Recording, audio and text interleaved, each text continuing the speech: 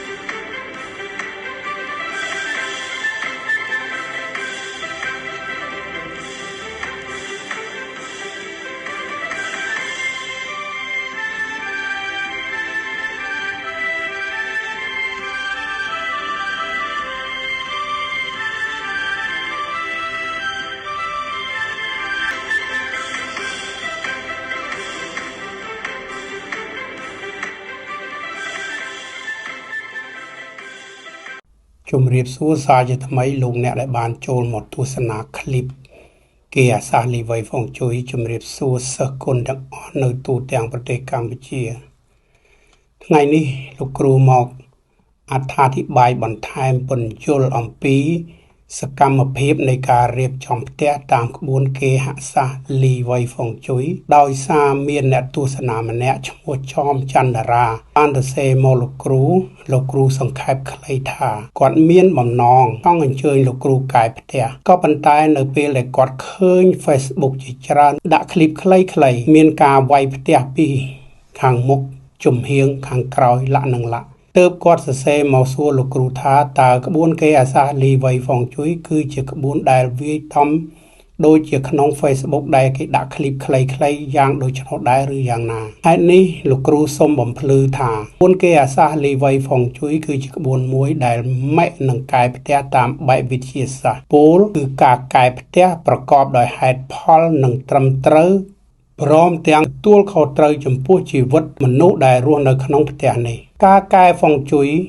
សំដៅលើកត្តាពីរយ៉ាងកត្តាទី1គឺធ្វើឲ្យអ្នករស់នៅមានផាសុខភាពគឺសុខភាពមាំមួនសំដៅដល់សុខភាពផ្លូវកាយកត្តាទី2គឺជួយកែឲ្យផ្ទះនោះក្លាយជាផ្ទះមួយដែលមានភាពសុខដុមរមនាមិនឆ្លោះទាស់តែងគ្នានិយាយស្ដាប់គ្នាបានមានហេតុផលគ្រប់គ្រាន់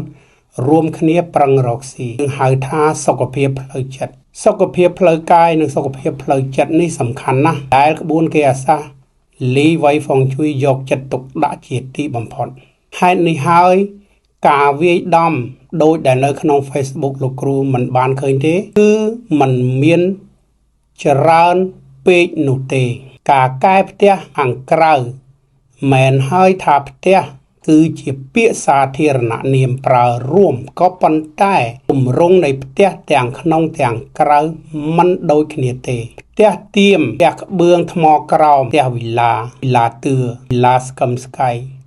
លាក់នឹងលាក់នៅពេលដែលយើងដើរចូលទៅគឺរចនាបថការសាងសង់ខុសគ្នាទាំងអស់រូបផ្ទះលោកគ្រូបានជម្រាបហើយថារៀបដូចជាសរីរាង្គរបស់យើងយ៉ាងដូច្នោះដែរ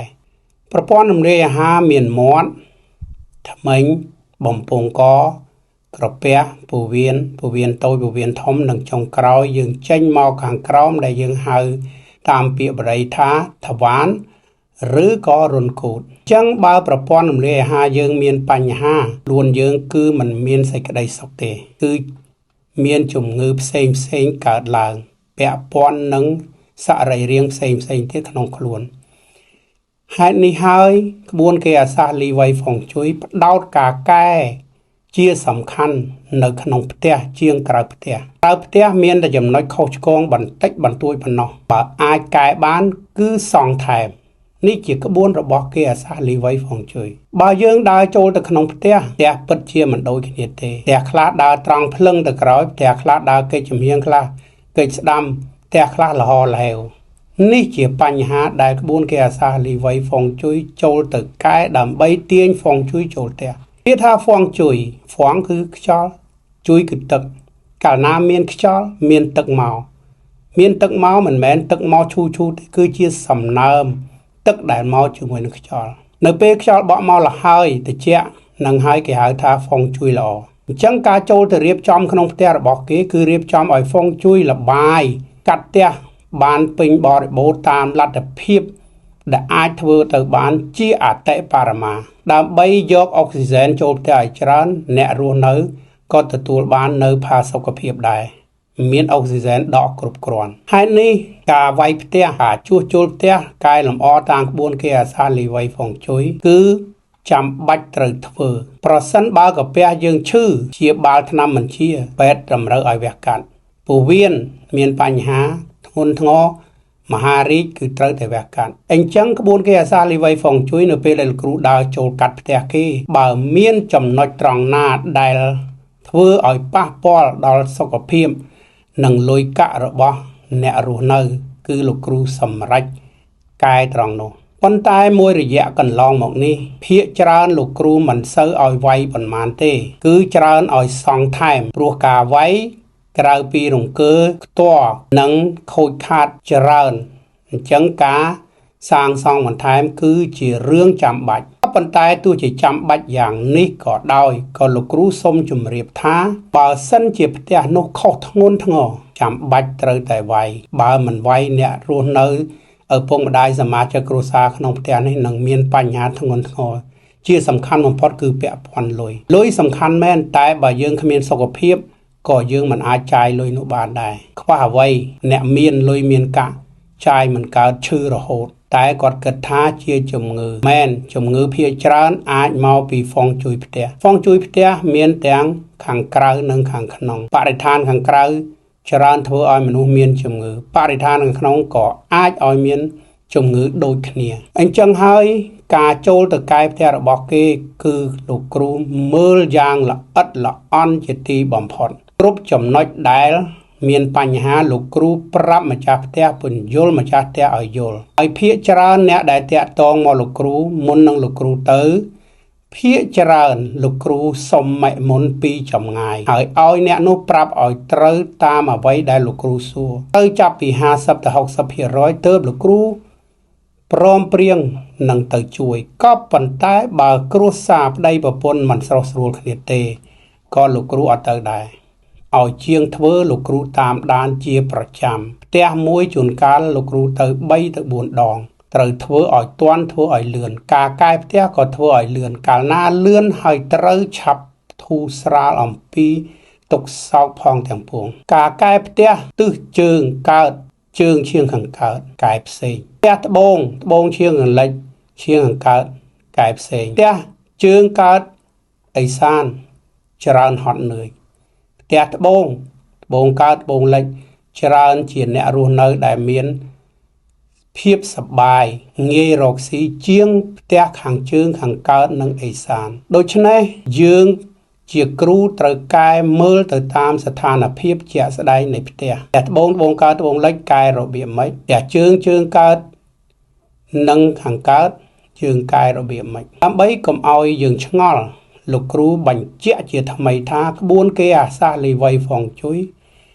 បើត្រូវកែតម្រូវឲ្យវាយគឺឲ្យវាយតិចបំផុតជាច្រើនគឺលោកគ្រូតម្រូវឲ្យសាងសង់បន្ថែមហេតុអ្វី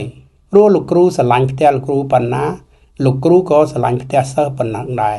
សូមឲ្យមានការជឿជាក់លើក្បួនគេអាសាលីវៃហ្វុងជួយថ្ងៃនេះលោកគ្រូបានលើកយកឃ្លីបមួយទៀតដែលលោកគ្រូចុះទៅមើលផ្ទះឲ្យសិស្សម្នាក់ដែលគាត់ស្ដាប់ហើយគាត់ជឿគាត់រើសបានផ្ទះបូរីបែរទៅទិសខាងត្បូងចំដោយលោកគ្រូជម្រាបចឹងទិសខាងត្បូងគឺស្រួលកាលមុនដែលគាត់មកទិញផ្ទះហ្នឹងគឺគាត់រស់នៅផ្ទះខាងកើត គាត់ជាជាងក្រឡឹងអញ្ចឹងវាមានការហត់នឿយខ្លាំងដែលលោកគ្រូម៉ែទៅគឺត្រូវទាំងអស់អញ្ចឹងលោកគ្រូតម្រូវឲ្យគាត់មករស់នៅនឹងចោះហើយអាកន្លែងផ្ទះចាស់ហ្នឹងធ្វើជាកន្លែងរកស៊ីដើម្បីយកហ្វុងជួយផ្ទះទិសខាងត្បូងទៅជួយវិញយើងមើលសកម្មភាពទាំងនេះពេលដែលលោកគ្រូទៅដល់គឺលោកគ្រូឲ្យហៅជាងមកតែម្ដងព្រោះម្ចាស់ផ្ទះបានត្រឹមតែដឹងហើយខ្លាចប្រាប់ជាងខុសអញ្ចឹងលោកគ្រូបញ្យល់ជាងម្នាក់ស្គមដែលដើរតាមលោកគ្រូនេះគឺជាជាងសំណង់ដែលចូលមកកែផ្ទះហ្នឹងអញ្ចឹងការកែផ្ទះគឺបញ្យល់ច្បាស់លាស់គ្មានចន្លោះត្រង់ណាទេសំខាន់ម៉ែត្រទឹកហ៊ុនឡានឡាគឺចាំបាច់ត្រូវប្រាប់ជាងឲ្យច្បាស់ត្រូវធ្វើការ៉ូរបៀបម៉េចធ្វើបង្គន់របៀបម៉េចដើម្បីឲ្យផ្ទះនោះទទួលបាននៅខ្យល់ពេញកម្លាំងគឺហ្វុងជួយឬយើងហៅថាដង្ហើមនេះផ្ទះនោះគឺជាផ្ទះស្រីអញ្ចឹងហើយប្រុសអាចរស់នៅគ្មានអំណាចគ្មានបារមីចេញទៅរកស៊ីក៏មិនបានគ្រប់គ្រងផ្ទះក៏មិនបានអញ្ចឹងលោកគ្រូឲ្យកែផ្ទះនេះទៅជាផ្ទះប្រុសវិញឲ្យវិធីសាងកំផែងសាងបង្គន់បន្ថែមអញ្ចឹងយើងមើលសកម្មភាពគឺទាំងម្ចាស់ផ្ទះទាំងជាងគឺដើរតាមលោកគ្រូរហូតដើម្បីស្ដាប់ដើម្បីជួយគ្នាយល់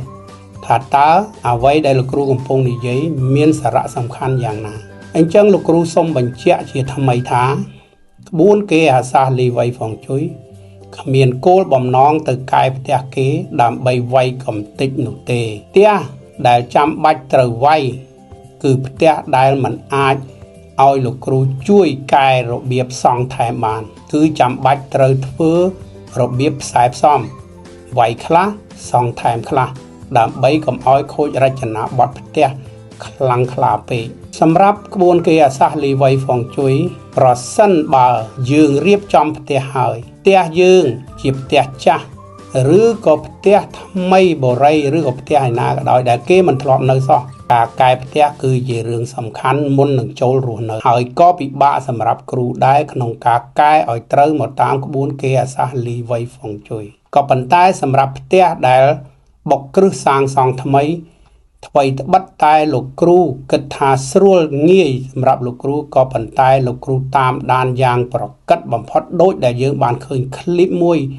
លោកគ្រូទៅតាមមើលផ្ទះឲ្យសិស្សម្នាក់នៅអង្គស្នួលគឺរយៈពេលជាង1ឆ្នាំទើបសង់ហើយឥឡូវនេះសង់ហើយគឺចប់ភារកិច្ចលោក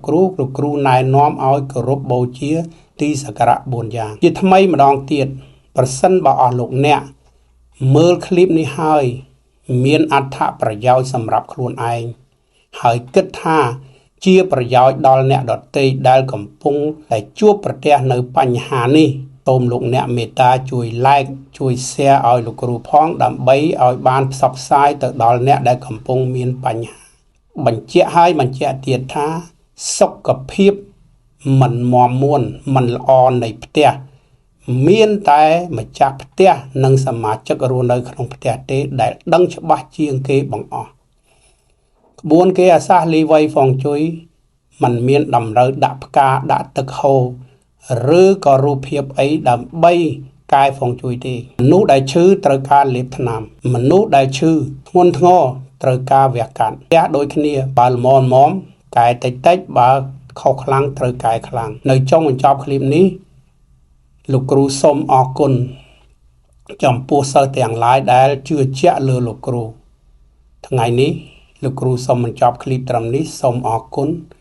សូមជម្រាបលា